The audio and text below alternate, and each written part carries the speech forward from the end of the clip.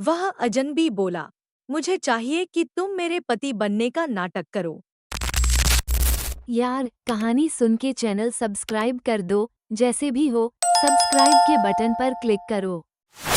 मुंबई की जगमगाती रोशनी के बीच मेरी जिंदगी सिर्फ मेरे करियर के इर्द गिर्द घूमती थी। प्यार व्यार मेरे लिए कोई मायने नहीं रखता था, या शायद मैं ऐसा सोचती थी। लेकिन उस रात सब कुछ बदल गया। तुम मुझसे क्या चाहती हो? वह अजनबी बोला। मुझे चाहिए कि तुम मेरे पति बनने का नाटक करो। क्या तुमने शराब पी रखी है? उसने मजाक में कहा। मैंने एक लिफाफा उसकी ओर बढ़ाया।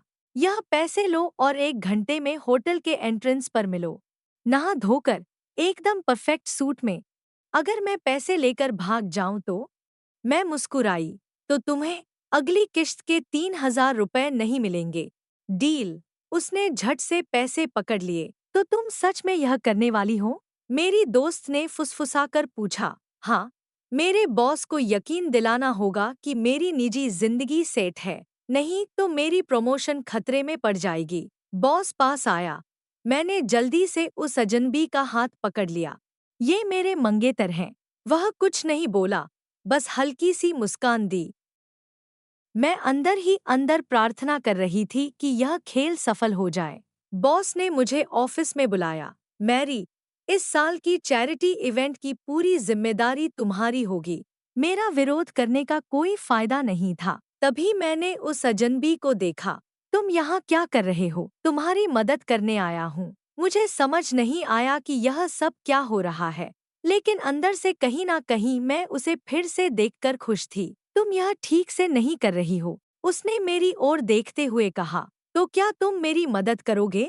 शायद, उसने मुस्कुराकर जवाब दिया। मैंने कभी सोचा भी नहीं था कि किसी को मदद करने में इतनी खुशी मिल सकती है।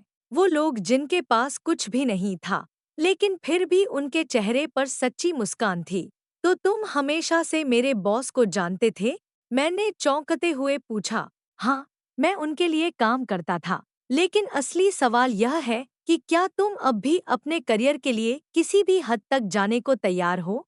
मैंने एक गहरी सांस ली। नहीं, अब नहीं। तो फिर तुम क्या चाहती हो? मैंने उसकी आंखों में देखा और मुस्कुरा दी। तुम्हारे साथ सुपर बाउल देखना चाहती हूँ। उसी पल मैंने जाना कि दुनिया का कोई भी पैसा उन लोगों की जगह नहीं ले सकता जो सच में आपकी परवाह करते हैं।